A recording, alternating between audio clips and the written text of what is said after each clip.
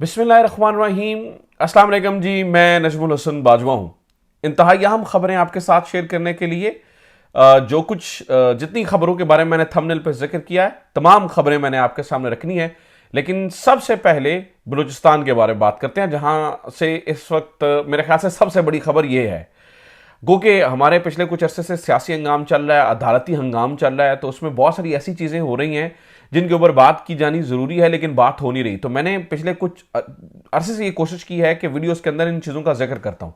कल मैंने बलूचिस्तान के बारे में जिक्र किया तो बहुत ज़्यादा लोगों ने सवाल किए और उन्होंने कहा कि इस बारे में मैंने माजरत की, चुके इतनी अहम चीज़ें चल रही हैं और उसमें बीच में मैं बलूचिस्तान का जिक्र शुरू कर दूँ तो बहुत ज़्यादा लोग डिस्टर्ब हो जाते हैं। भाई वो जो इंपॉर्टेंट है, जो उन चीज़ों के बारे में बताइए।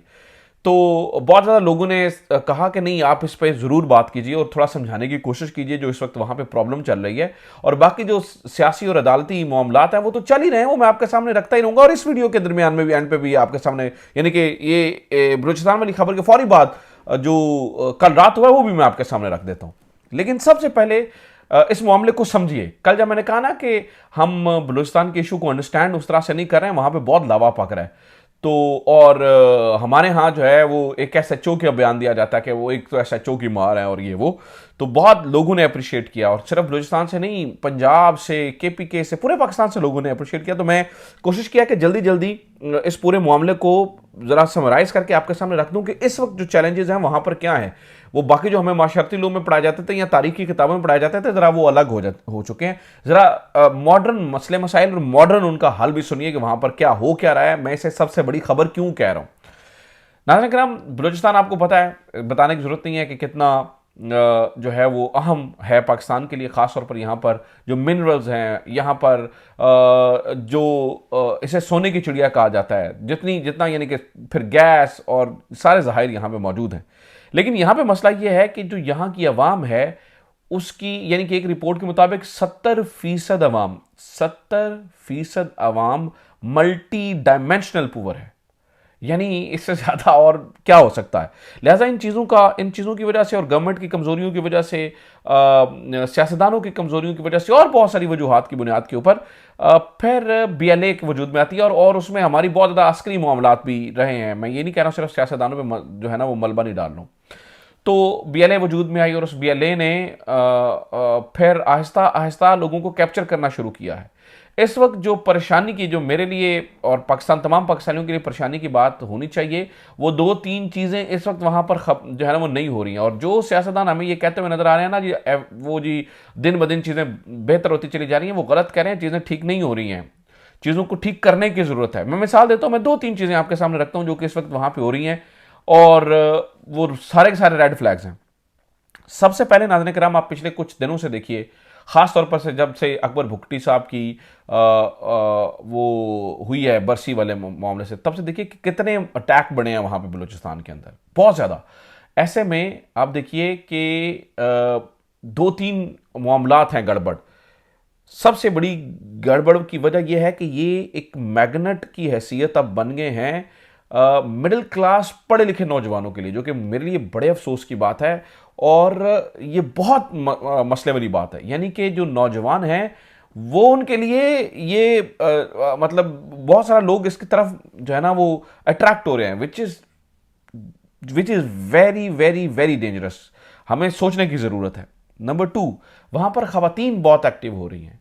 आपने ये देखा कि पिछले अटैक्स के अंदर हमें ये इतला मिली, अब देखिए ना कितने, मतलब 70 लोगों तक की बात आ रही है।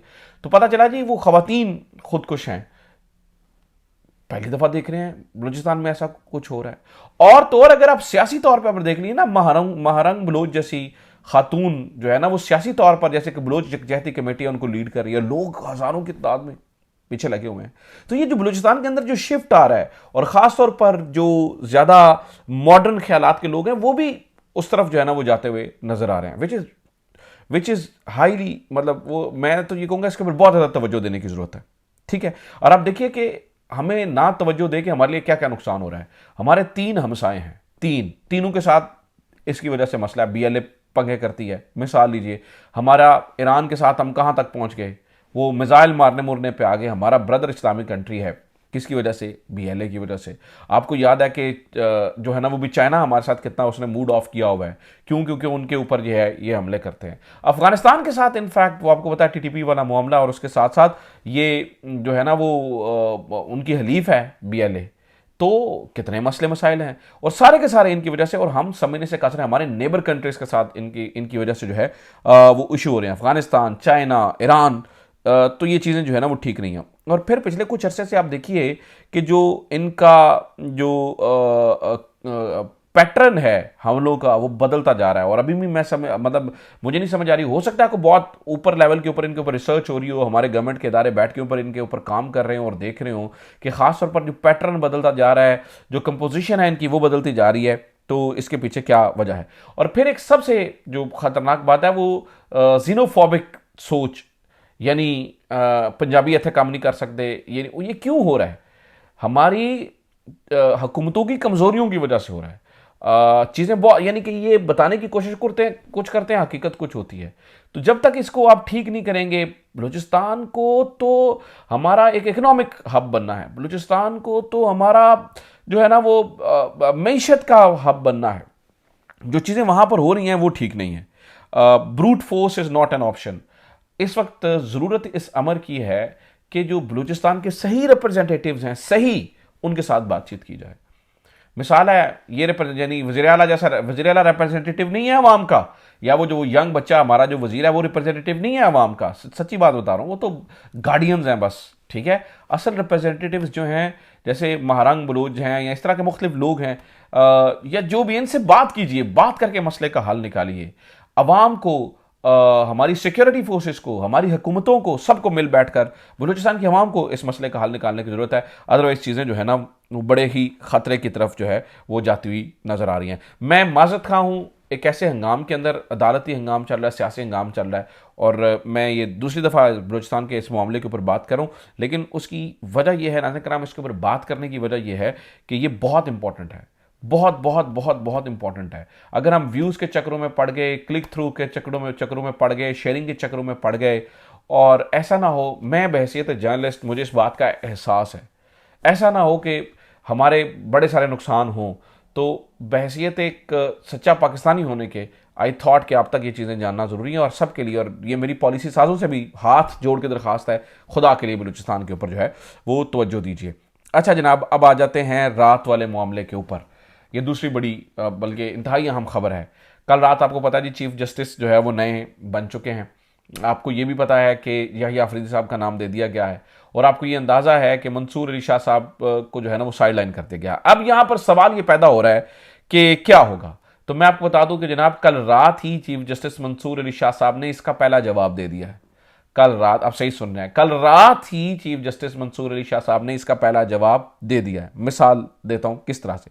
महर बुखारी साहबा ने उनके करीबी अजीज से बात की, और ये इस तरह की बातें ऐसे नहीं निकलती हैं, मेरा ख्याल है निकलवाई जाती हैं, ठीक है। और महर बुखारी साहबा ने खैर उनके करीबी अजीज से बात की, और उन्होंने लिखा, I just spoke to close family member of justice Mansoor Ali Shah, he said that I am fine and going off to sleep, I need to go early to supreme court. कहते हैं मैं बिल्कुल ठीक हूँ, और यार मैं जल्दी सोने के लिए जा रहा हूँ, मुझे सुबह जल्दी उठकर सुप्रीम कोर्ट में पहुंचना। इसका मतलब यह है कि जस्टिस मंसूर अली शाह साहब ने इस बात का इशारा दे दिया है कि वो रिज़ाइन नहीं करने वाले हैं, वो रिज़ाइन नहीं करने वाले हैं, वो बिल्कुल रिज़ाइन नहीं करेंगे, और वो खड़े हो जाएंगे, और वो ठीक ठाक जो है ना वो रेजिस्ट करेंगे। और मुझे लगता है कि ये नून लीग, अगर मंसूर अली शाह साहब ने रेजिस्ट करने का फैसला कर लिया, तो नून लीगों के लिए बेचारों के लिए रोने का वक्त आ चुका है। फिर इनके रोने का वक्त है, फिर इनके लिए जो है ना वो चीज़ें बहुत मुश्किल हो जाएंगी।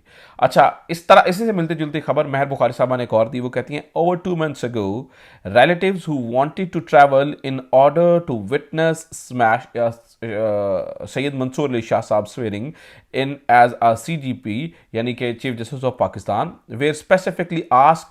अच्छा, मैं आपको ज़रा सादा तर्जुमा करके बताता हूँ। कहते हैं जी कुछ रिश्तेदार 2 महीने पहले आना चाहते थे और टिकटें बुक करना चाहते थे। वो कहते हैं आपकी हल्फ बर्दारी की तकरीब है तो हमने टिकटें बुक करनी है। तो जस्टिस मंसूर अली शाह साहब ने उन्हें डेलिबरेटली रोक दिया था और उन्हें कह दिया था कोई पता नहीं जो है ना वो क्या हो। तो जस्टिस मंसूर अली शाह साहब और उनके ख़ानदान को ऑलरेडी पता था क्या होना है, को बहुत उनके लिए इतनी कोई बड़ी बात नहीं होगी कि यार ये हो गया अब क्या करें, जिए मर जाएं अब क्या करें। उनके लिए कोई बहुत बड़े मसले की बात नहीं हुई है। वो मेंटली प्रिपेयर्ड थे कि इस तरह की चीज़ हो सकती है। अब आ जाते हैं जस्टिस याहिया अफरीदी क्या करेंगे। जस्टिस याहिया अफरीदी साहब के पास ऑप्शन क्या है।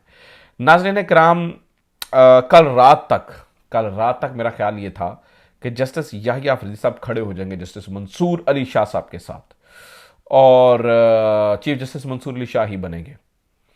लेकिन लेकिन लेकिन लेकिन कुछ देर पहले कुछ ऐसी चीज़ें मालूम पड़ी हैं जो कि मुझे लगता है कि अब मेरी ये सोच जो है वो थोड़ी सी डगमगा गई है। क्योंकि याहिया अफरीदी साहब से पता ये चला है कि कोई गपशप हुई थी तो इसीलिए वो उन्होंने हामी भरी है। याहिया अफरीदी साहब वैसे भी 1.5 इंच की मस्जिद बनाने के अंदर माहिर हैं। हर चीज़ में उन्होंने को पुट्ठी चीज़ करनी, यानी कि वो बिल्कुल डिफरेंट चीज़ लेके आते हैं। पूरी अदालत एक तरफ खड़ी होती है और वो एक तरफ खड़े होते हैं। उनकी सोच भी इस तरह से है। चले, मैं रिस्पेक्ट करता हूँ उनकी। तो इस वक्त सीन ये है कि वो अगर वो क्या करेंगे, क्योंकि इस वक्त उनके पास दरमियाना ऑप्शन नहीं है। या वो एक्सेप्ट करेंगे या वो रिजेक्ट करेंगे। रिजेक्ट करने की सूरत में जस्टिस मंसूर अली शाह बन जाएंगे। लेकिन हमारी इतलात ये है कि इतना सारा जो हुआ है तो वो ऐसे ही नहीं हुआ, बेसबब नहीं हुआ, उसके पीछे बड़े सारे सबब हैं। तो जस्टिस याहिया अफरीदी साहब जो है वो खड़े होते हैं। एक और खबर यह है, वो ये है कि तमाम जज, जितने भी जज हैं, तमाम जज इस वक्त जस्टिस मंसूर अली शाह साहब के साथ खड़े हैं। जस्टिस मंसूर अली शाह साहब के मुखालिफिन ने भी खबर दी। उन्होंने कहा जी ये तरमीम से पहले भी एक मीटिंग हुई है और उस मीटिंग के अंदर 5 लोगों ने शिरकत की थी। अक्सरियती जो 8 जज थे उन्होंने शिरकत नहीं की थी, 3 ने इनकार कर दिया था। और उन 3 में मोहम्मद अली मदर साहब हो सकते हैं, उनके जो है ना वो हसन रिजवी साहब हो सकते हैं, और एक और जज हो सकते हैं। ठीक है, तो ये चीज़ें हो सकती हैं। बहरहाल याहिया अफरीदी साहब को लेके बहुत ज़्यादा सवालात हैं। कल से वो तमाम सवालात का जवाब मिल जाएगा। वैसे मुझे लग रहा है कि वो शायद को बहुत बड़ा कोई क्रांतिकारी काम ना कर सके, क्योंकि वो पहले भी वो क्रांतिकारी काम नहीं करते रहे हैं। तो यहाँ पर जब ज़रूरत है तो वो कैसे करेंगे। बहरहाल वो जस्टिस मंसूर अली शाह साहब के, जस्टिस अतर मिनल्लाह के पुराने दोस्त हैं। हो सकता है कोई मौजा हो जाए और हो सकता है कुछ चीज़ें इस तरह से हो जाए। वेल लेट्स सी सो वो क्या होता है। इससे बहुत ज़्यादा कानूनी पेचीदगियाँ भी पैदा हो चुकी हैं। तो उम्मीद करता हूँ कि ये कानूनी पेचीदगियाँ मुल्क के मफाद की खातिर ठंडे मीठे तरीके से हल कर ली जाएंगी। देखते हैं कल क्या होता है। अपना ख्याल रखिए। खुदा हाफिज़। पाकिस्तान।